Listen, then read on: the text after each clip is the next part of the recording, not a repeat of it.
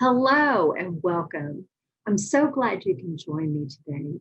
My name is Diane Lamberson, and I'm the director of the Gideon Institute Counseling Center at Houston Baptist University. And today we're here to talk about stress management during the holidays. And it's been a stressful time. The holidays are always kind of a stressful time. We have family, extra things going on as we enter Advent and Christmas. And then there's also finals and ending the semester and working to end the semester strong. So I'm really glad that you can join me today. So as I mentioned, my name is Diane Lamberson, and I want to tell you a little bit first about the Gideon Institute Counseling Center here at Houston Baptist University. The most important thing you need to know is our webpage, hbu.edu/Gideon Counseling. If you are a currently enrolled student at Houston Baptist University, you can take advantage of our counseling services. All of our services are virtual this 2021 school year. So that means we are meeting online. It's convenient, you can do it from home. If you are living on campus or if you are on campus when you need an appointment, we do have offices set aside that you can reserve in advance if you need a private space to speak without being overheard. And we currently do not have a wait list. So if you contact us, it's easy to get in. So instead of just talking about this webpage, I wanted to show it to you. This gives you information about our counseling services. Our services are Christ-centered, biblically rooted, and clinically informed. You'll see our contact information here. We have an email address for questions. If you want to schedule an appointment to see a therapist individually, or if you want to sign up for one of our support groups, please call our administrative assistant at this number. She would be more than happy to help you. The services that we have available right now is we do have individual sessions, and therapists see people by appointment only. Our individual sessions do have a fee connected to them. It's $10 per individual session, but it's very important. I want you to know there is financial assistance available, and we do not want cost to stop you from seeing us if you need to. We do also have support groups and workshops. They are free.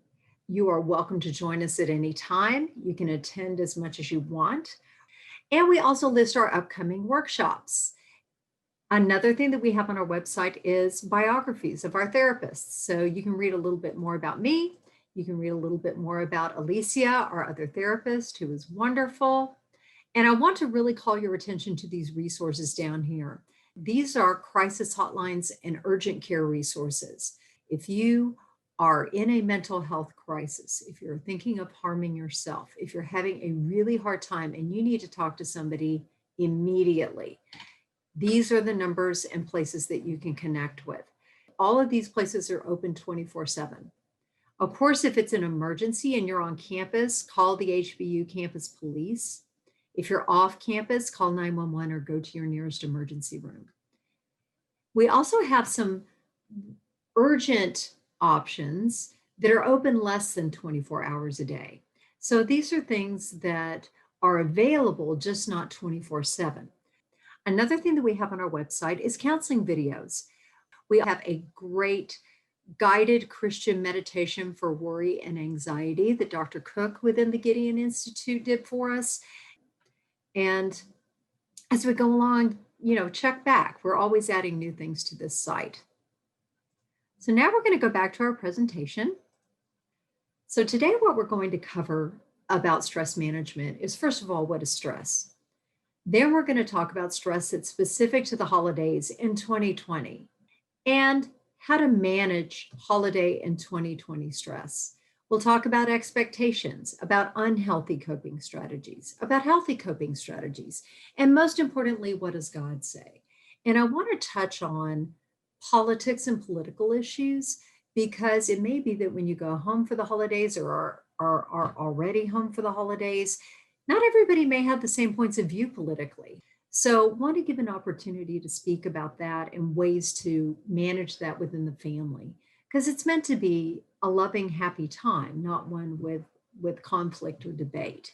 And we will also talk about the pandemic a little bit. This is a great video that I found on Brave, and it is about what stress is. And we'll be talking about that stress bucket throughout our presentation. Stress is usually seen as something we need to avoid. This is not true. We need stress, and we need our body's stress hormone cortisol to rise and fall throughout the day. Stress helps us wake up in the morning, helps us focus, learn, and remember new things. It's when people experience too much stress and start having difficulties coping that stress becomes a problem. High levels of stress can disrupt the natural changes in the body's stress response system and start to affect our physical and mental health. Over time, accumulated stress can result in false FFF response activations. When trying to measure our stress tolerance, the bucket analogy can be helpful. Our stress tolerance, or the size of our bucket, is a product of our genes, personality, and life experiences, and its size varies from person to person. The water in this analogy is the combination of all the stress in your life. We use the coping strategies we have available to keep our bucket from overflowing. They are like taps that allow water to drain from the bucket. Stress can include training, work, school, relationships, finances, moving, changing jobs, or the loss of a loved one. Both positive and negative experiences will affect the water level. A big bucket can hold more water or stress before it overflows. With a smaller bucket, less water is required for the water or stress level to become critical. While you can't change the size of your bucket, you can make life adjustments to reduce water coming in. You can also learn new coping strategies and stress management techniques to allow water to drain out. Mind tools, exercise, quality sleep, relaxation, and sharing your feelings with friends are some examples of effective water taps. Staying up late, sleeping in, drugs, inactivity, procrastination, suppressing or ignoring problems are examples of unhelpful coping strategies or false taps. They might give temporary relief, but actually result in water flowing back into your bucket. This video was created by Brave, Building Healthy Minds.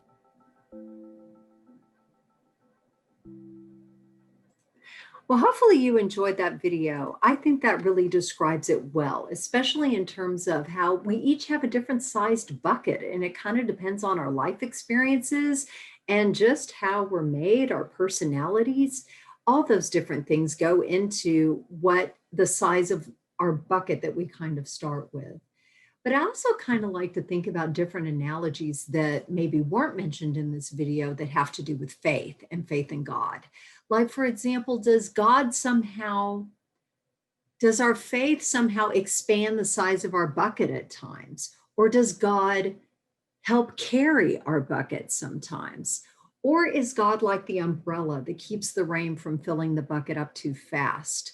Or is God one of the largest taps that you can put into your bucket that in regular connection and prayer and reading of the word, that becomes a tap that helps our bucket not get too full with the stress of life. So it's a lot of different ways that I think about God working with us in this world when it comes to the stress that we encounter. And I think that's really cool. So let's talk about types of stress. When you're a college student with finals and family and friends and a pandemic to deal with, what kinds of stress are college students usually under? Well, of course, academic stress. That's part of the water that certainly goes into your bucket. There's readings to do, finals to take, projects to complete, tests, quizzes, discussion boards, all different kinds of things. At least this student who is still reading is making it festive with the Christmas lights. Another kind of stress is relationships. A lot of times there's family drama. There can be challenges or stress in romantic relationships, whether it's a new romantic relationship or one that's been going on or one that is breaking up.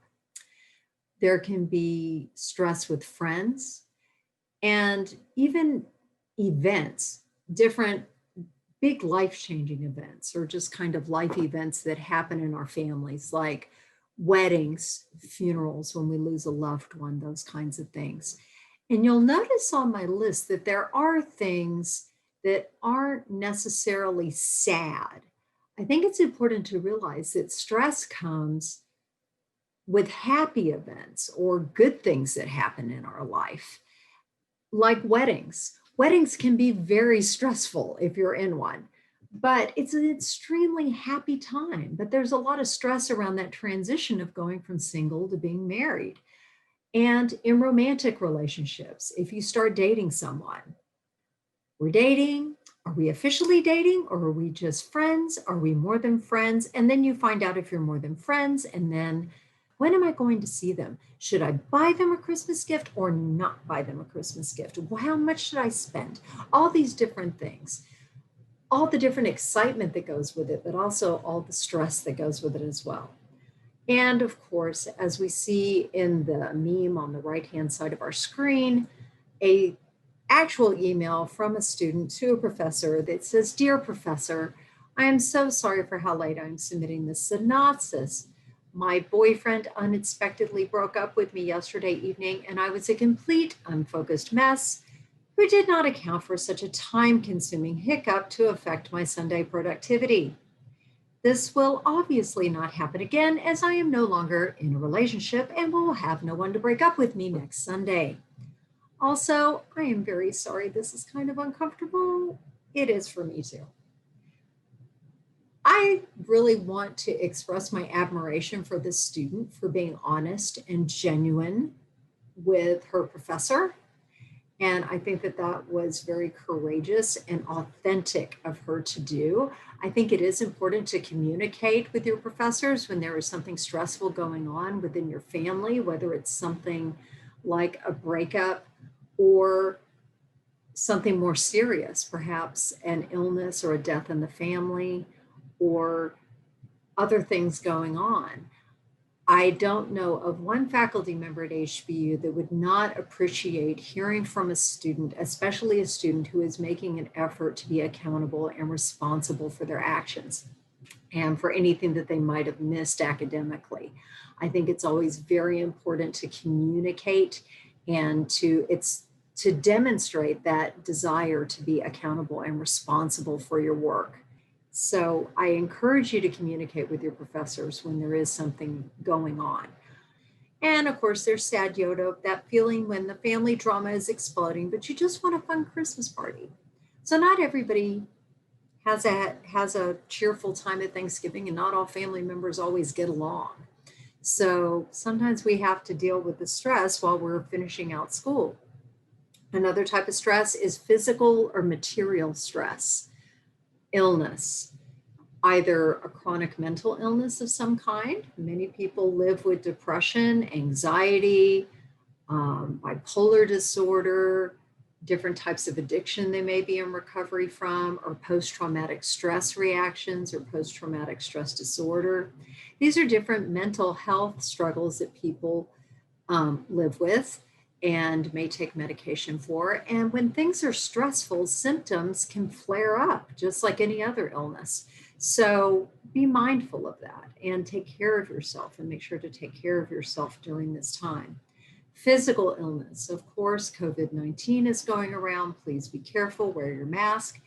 And other physical illnesses or physical illness with a family member. So those are definitely stressful things that can occur. Another thing that's going on a lot right now is financial instability. Because of the pandemic, of course, it's had an impact on our economy. I know we have many students who may have lost a job, or if they were able to regain a job, it's not at the same level of pay or the same number of hours that they used to have, or the amount of money that they're used to having coming in. I know there are families that are struggling with unemployment or being underemployed, not being able to find the same kind of work for the same kind of pay. So there's financial instability going on. I know of students who have struggled with housing instability, where they aren't always certain of where they're going to be living. And that can be very, very stressful if you're not sure where you're staying from week to week or day to day. Another type of instability that we're seeing a lot of is food instability. Maybe families are able to make the rent, make utilities, but because of the financial insecurity, there's not enough money left over for food. And so I know a lot of more families are taking advantage of food banks for the first time and different organizations that can assist in this way. If you live in the Houston area, I would encourage you, if you're struggling with financial, housing, or food instability, or having trouble paying utility bills, contact the United Way. In Houston, Texas, you can call 211 on your phone, and the United Way will pick up.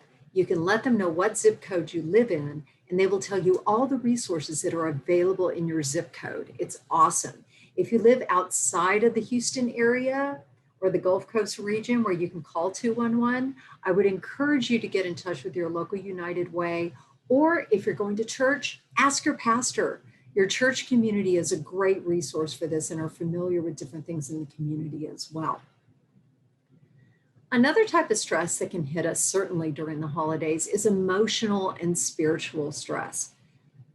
So anxiety, maybe not an anxiety disorder, but just anxiety, fear about the future, maybe sadness, perhaps grief if a loved one has sadly died or is ill, or maybe sadness about the holidays being different this year, or maybe people that you're not able to see.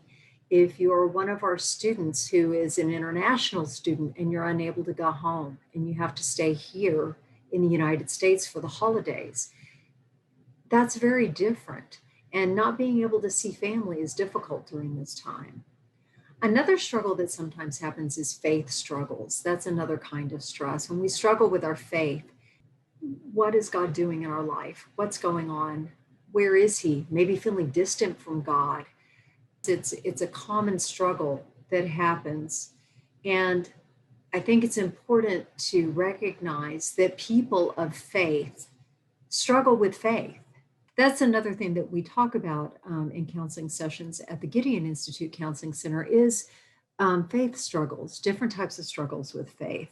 So you're welcome to come and talk to us about that, or with your pastor, or with a trusted family member, or with a good friend, or maybe someone through Baptist Student Ministries, or through Kaleo and the discipleship program that's available through Kaleo and Student Life, or campus outreach. Great options at HBU to be able to talk if you're having a faith struggle. And of course, we have societal stress, which there's a lot of this year. There are really unique times in history, and this is one of them. First of all, we have a global pandemic. So it is creating all different types of stress. It's disrupting our routines. It's impacting our ability to do school. It's impacting all kinds of factors in our life. We've also had politics going on. It's an election year here in the United States. A lot of disagreement and challenges politically. Another thing that's been going on is societal unrest. We have been struggling very sadly with racial inequality. And there are times in our nation's history when it has flared up and come to national attention again. The spotlight returns to highlight where racial inequality is still existing in the United States. So a lot of stress around racial tensions and racial inequality is happening. And also, just another example of societal unrest is our challenge with immigration right now, and paths to citizenship and DACA and different things going on. So this is impacting a lot of families, and it is a source of a lot of stress for many families, the uncertainty of the future. But one thing to always remember in the midst of all of this is we don't know what the future holds, but we do know who holds the future, and that's God. So let's talk about stress management, holiday 2020 style, shall we? The first tip I want to talk about is what God says. And this is from Paul, Apostle Paul, in Philippians chapter 4, verses 4 through 9. Rejoice in the Lord always. Again, I will say rejoice. Let your reasonableness be known to everyone. The Lord is at hand. Do not be anxious about anything, but in everything by prayer and supplication with thanksgiving, let your requests be made known to God. And the peace of God, which surpasses all understanding, will guard your hearts and minds in Christ Jesus. Finally, brothers, whatever is true, whatever is honorable, whatever is just, whatever is pure, whatever is lovely, whatever is commendable, if there is any excellence, if there is anything worthy of praise, think about these things. What you have learned and received and heard and seen in me, practice these things, and the God of peace will be with you. The interesting thing is, Paul wrote these words while he was in prison, awaiting execution. I don't know about you, but it might be kind of hard for me if I was in prison awaiting execution, which is certainly a time of stress and suffering and struggle, to write these words. So I bolded a few words here, and these are kind of the action words of what God would like for us to focus on here in this world, especially during stressful times. To not forget to rejoice in the Lord. The Lord is here, He is with us, and not to be anxious about anything. Of course, we are. And I think it's important not to feel bad if we do get anxious from time to time. Of course, we're going to get anxious from time to time. This is a stressful world, but rejoice. And when you are anxious about things, pray. Let your requests be made known to God. So the first is rejoice. The second is prayer. Let God know. God wants to hear from you. He wants to hear what is in our hearts and in our minds and what we are struggling with. And the most important thing also is to focus your thinking on things that are true. Focus your thinking on the truth, what's honorable, pure, lovely, the good things of this world, the good things in your life. People talk about making a gratitude list, about writing down the things they're thankful for, the little things, finding 3 or 5 things you're thankful for every day, even if it's, I scored a really close parking spot at the front of the parking lot in the rain. To be able to think about the good things that are in this world and the blessings that God gives us. And the last thing is to practice this. So if Paul is telling us to practice these things, it kind of gives me the message that we're going to have to do it over and over and over again throughout our lives. So we need to rejoice. We need to pray, which lets me know that there are going to be things that I'm concerned about, and that's okay. And then we need to think about those positive things and to focus our mind on things that are true and lovely, whatever it is that helps the God of peace to be with us so that we are focusing on positive things. And a word about expectations. Holidays are full of expectations. And I have to say, he who is happiest is the one with the least expectations. We may have expectations that Christmas time with our family is going to be perfect, and we really want it to be good, and we want the food to all turn out good, and we really want all of the presents to be right, and we really want to make sure that everything goes a certain way, and that we get to do certain special things with different family members, or that people come, or that we get to do a certain order to things, all those different things that we kind of expect around the holidays. And then there's reality. So sometimes we feel kind of like almost like a Christmas hangover, right? The holiday blues, the post-Christmas blues. And the reason why is because there's such a difference between our expectations and the reality of our worlds. One thing that I will also caution against is sometimes our expectations go in the opposite direction. We don't have hopes of everything being perfect. But if you've ever had to go, like, say, to a party that you're really not in the mood for, your expectation is that it's not going to be fun. that it's going to be stressful, that it's not going to go well, that it's going to be boring, that it's not something you want to do. So sometimes our holiday expectations can go in that opposite direction of, oh, I don't want to go over to their house. We go every year. My aunt always gets in a fight with cousin Joe. They talk about this and they always disagree. And then there's my other aunt who's squabbling, and my cousin is really extra, and all these different things. So we kind of build things up to not go well. And that impacts how we feel about things and how we experience things. Reality is usually somewhere in between that expectation of perfection and that expectation of doom. Now let's talk about coping skills, ways to handle stress. This is under the category of let's not. So these are the unhealthy coping skills. Think back to our video of our bucket. These are the taps that basically end up temporarily kind of like a quick fix. It's like they work in a way, but they actually end up putting more water in your bucket than they take away. The first is let's not overshop and overspend and make ourselves financially strapped. That's not what the holidays are about anyway. It's about connection with people. It's about connection with God. It's about the fact that God came to earth for us through Christ and that we are saved through him.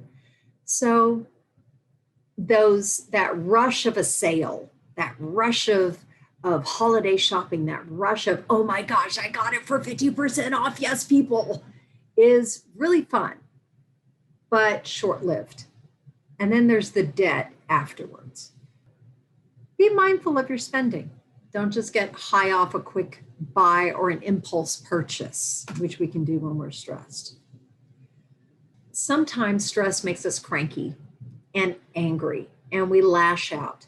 You may have been on the receiving end of this. If you have a family member who gets, when really stressed out at the holidays, lashes out, and you're kind of on the receiving end of a lot of yelling or anger, and you're wondering, where did this come from? I didn't even do anything. I was just breathing. That is usually due to stress. So we have to try to find a way to manage our stress so that we don't take it out on the people around us. Another thing that's not healthy to do, so let's not, is isolating oneself. Sometimes when people get really stressed out, they withdraw. They just kind of turn inward.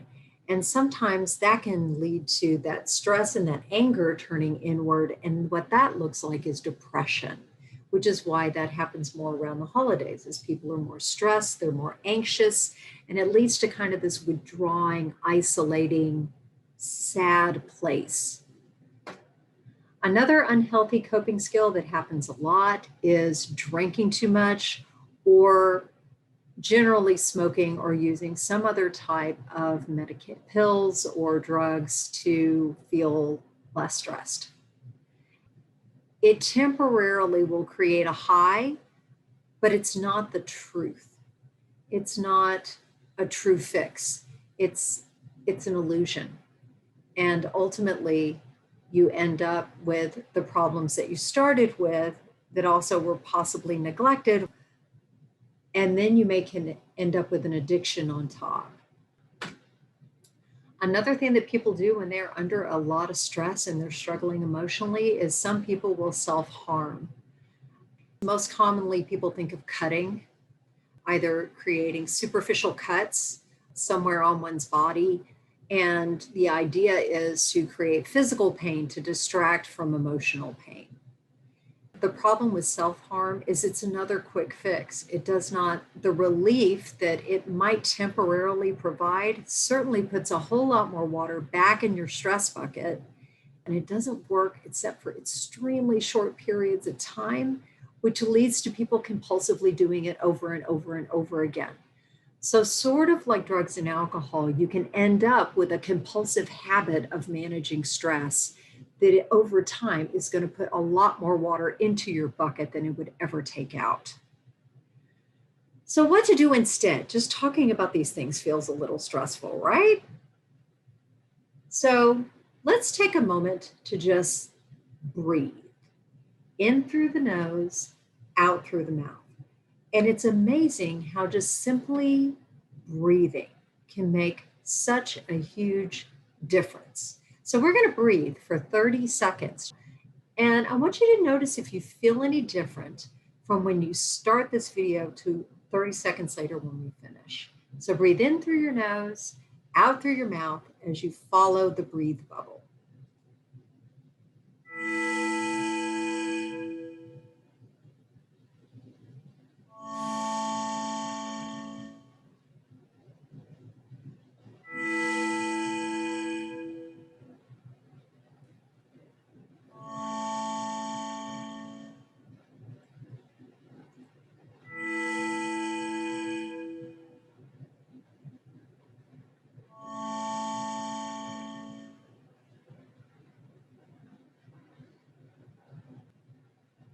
Feel any different?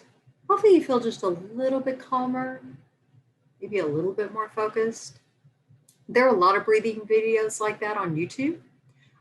Sometimes you can imagine breathing in peace and blowing out stress. So breathing in calmness and peace through your nose and then exhaling all the stress and tension out of your body. That's a great mental image to have if you're doing deep breathing.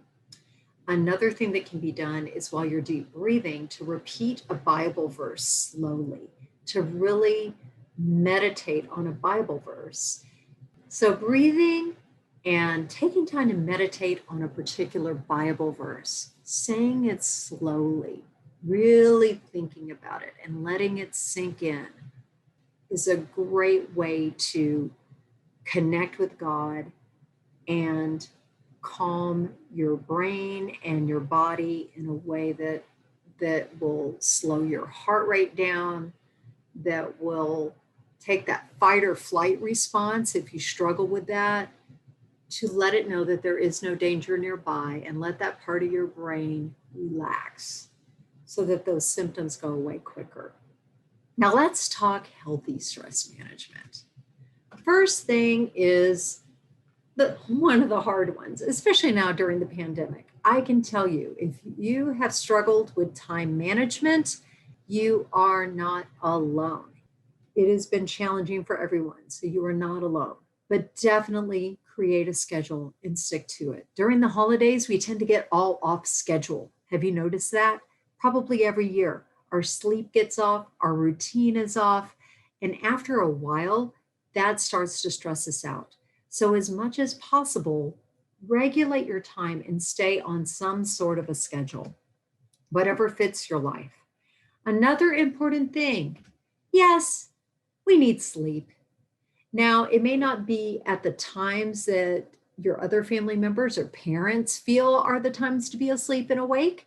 Older people, like parents, tend to want to go to bed at 10 and wake up at 6 or 7. And that is not generally a college student timeline, although it can be if you're an early riser and a morning person. But the important thing is 8 hours of sleep if you can get it, at least 6. I don't care if it's 2 a.m. to 10 a.m., as long as you get sleep.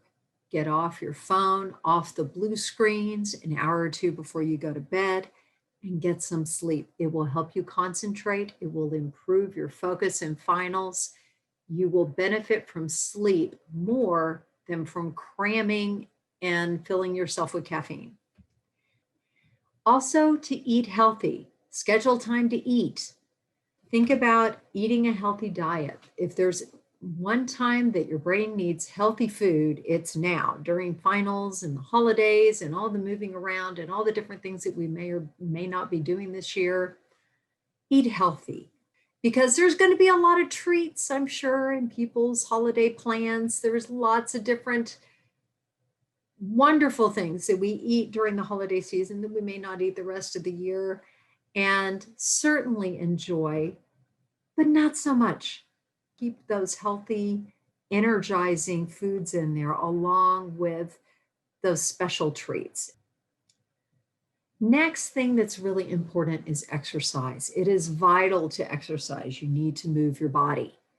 Did you know that 30 minutes of cardio a day has been found to be just as effective as an antidepressant in people with mild to moderate depression? If you have moderate to severe depression and you need medication, that's cool. Exercise will still help you, especially during times when things are stressful, because exercise helps us to feel better. It releases endorphins in our brains. It helps us feel physically better. It helps keeps us healthy and strong. So definitely make time for exercise in your life and keep moving.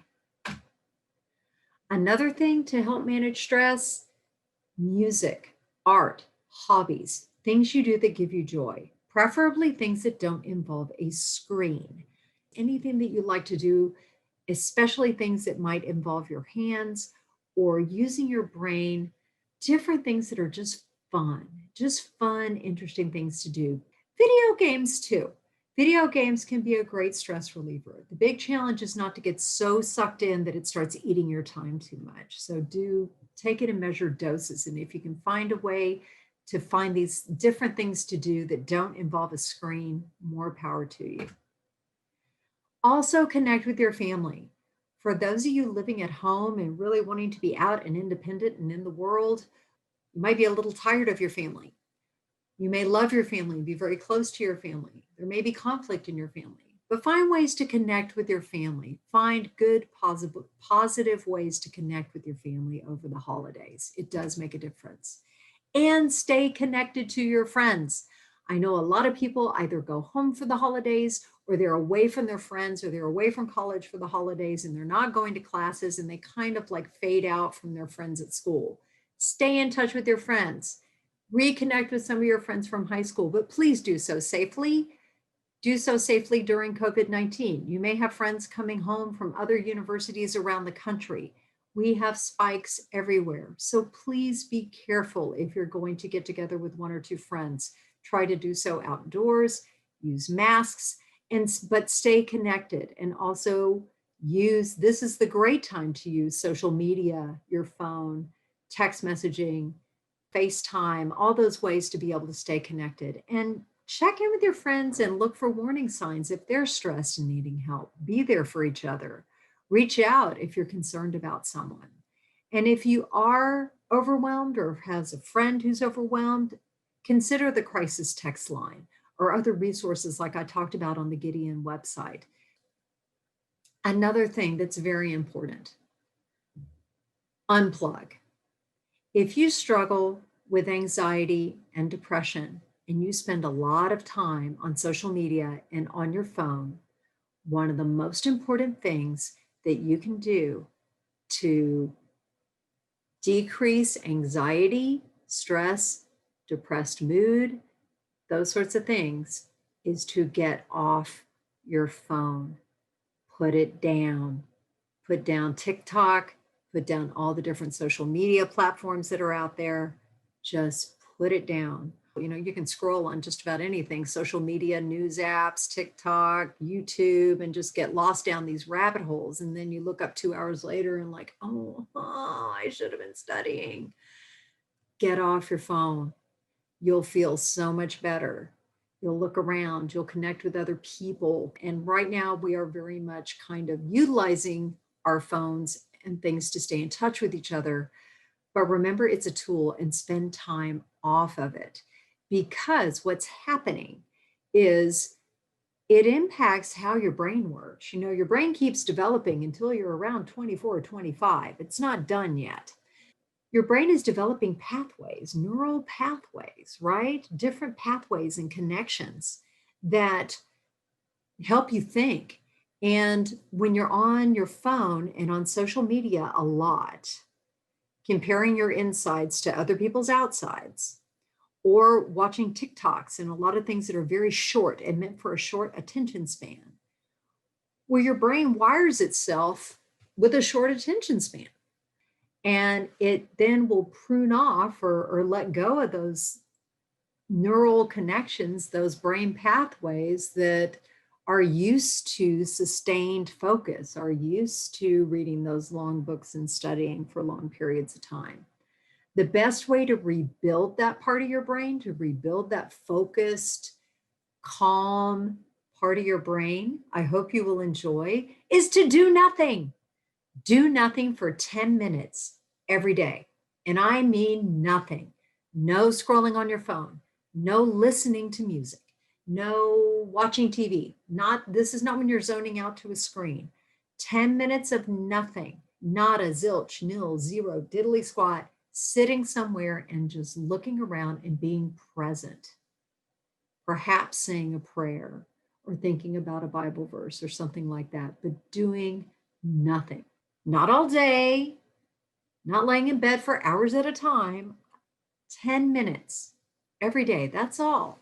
It's enough to really refresh your brain and help it to make those connections so that you can focus more and feel calm.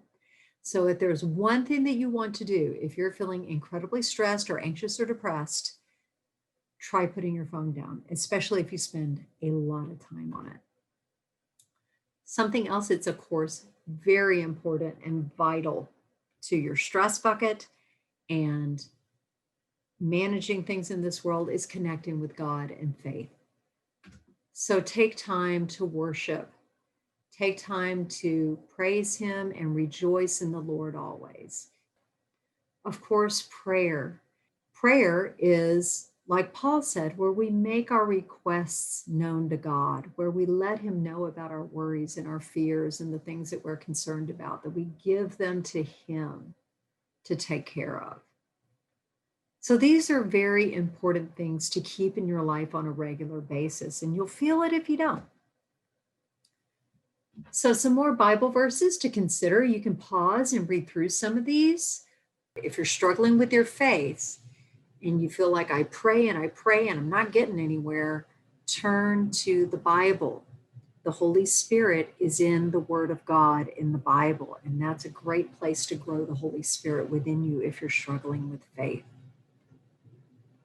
There's lots of Bible verses for stress release, releasing that stress. So consider reviewing some of these Bible verses listed here. There's plenty of others. I hope you have some favorite ones that you like for yourself. Now for politics and political issues. I would not be surprised if sometime this holiday season you run into a disagreement or you hear family members disagreeing about a political issue or politics in general or the election. It's bound to happen. It just seems very highlighted right now because we're in an election year. So the important thing when you're with family, if anybody starts talking politics, is to listen. We do need to get in the habit of listening to each other and listening and respecting diverse points of view. Not everybody is going to agree with us, and it may be very difficult to find any merit in someone else's point of view in terms of how they think. Just really disagree with it on pretty much every level. That happens. But the holidays are not a time to debate. It's more about finding common ground. Most of the time when people are debating or arguing someone, it's not the goals that we disagree with. It's how to get to the goal. It's how do we get there? What is the correct path? What should we be doing to make America prosperous? What should we be doing to address the pandemic? What should we do for this or that? The way that we do it, the way that we get to the goal. So generally the goals we all have in common. So if we can agree on the goal and understand that we have different ideas on how to get there, that can really help. It can also help to find common ground on things that don't have to do with politics. For example, I have a friend that I've been friends with since elementary school, who I know on social media and stay connected with, really good friend. We politically are completely different from one another, completely. I don't know if I agree with most of what my friend feels would be the best way of solving problems and different things like that. But we do have common ground. We both love our children. We both love music, and we love the same kind of music, and we both make music. So if you're not able to find common ground here, find common ground with your loved ones on something else. One of our final topics. Let's talk a bit about COVID-19. Ugh, I know it is a source of great stress. We're having spikes around the country again as we enter the holidays, and we're tired. I am grateful to God that we have hope on the horizon in the form of a vaccine. But for now, we still need to be careful. So please stay safe. Remember to physical distance. This is in service to others as much as it is for yourself. And when you're thinking about visiting with friends or visiting with relatives, and you may have people in your family who have different opinions around this as well. So weigh the risk and do what's right for you and your family. If friends are talking about, hey, let's all get together and talk, don't be afraid to ask questions. How many people are going to be there? Inside or outside? Everybody wearing masks?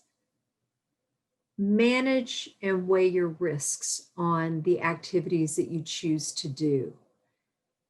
Also, wear masks. If nothing else, wear masks, wash your hands. It makes a huge difference, not just for others, but also for yourself.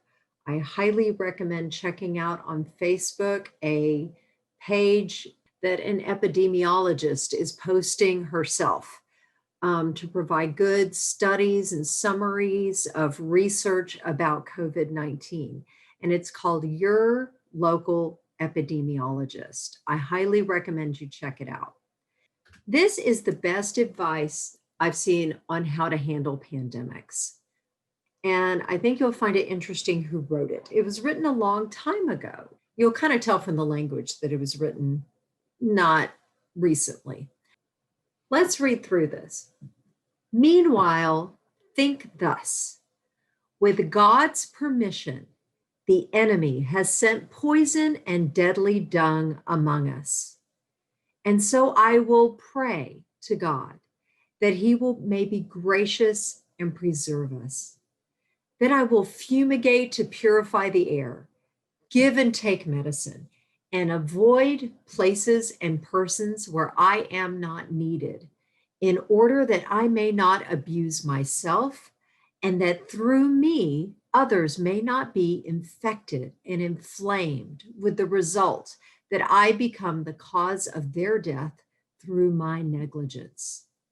If God wishes to take me, he will be able to find me.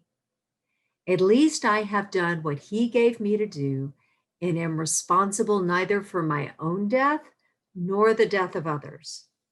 But if my neighbor needs me, I shall avoid neither person nor place, but feel free to visit and help him.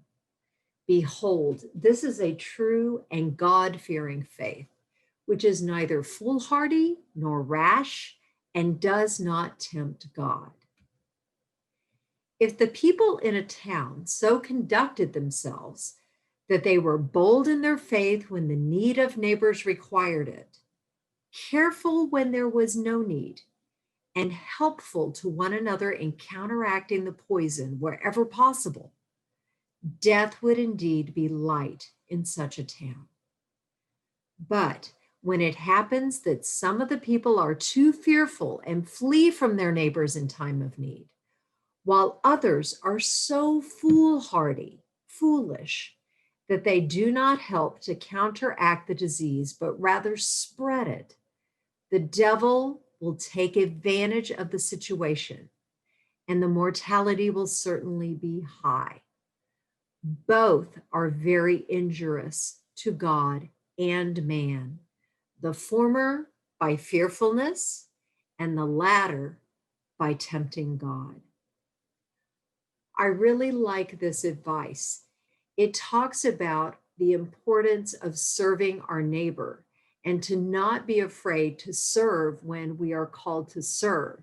However, to not tempt God or be careless in our behavior. To me, it's such a good balance. Now, who wrote these wise words? Martin Luther did in Letters of Spiritual Counsel in 1527. Martin Luther was in Wittenberg, Germany, which was being ravaged by the bubonic plague, by the Black Death at that time in Germany. If you need more help during this season, during the holiday season, please contact us. Remember our webpage, hbu.edu/Gideon Counseling. And good news, unlike previous years, normally the Counseling Center would close at the end of the semester and open when classes resumed. This year, we know it's an extra stressful year. This year, we are open until December 18th. We will be seeing students individually who are enrolled until December 18th. We will be closed December 19th to January 3rd. And then we will reopen on January 4th before the beginning of the semester. So if you need us over the holidays, that is when we are open. Thank you so much for taking the time to watch this video on stress management during the holidays. May the Lord bless you and keep you. Merry Christmas.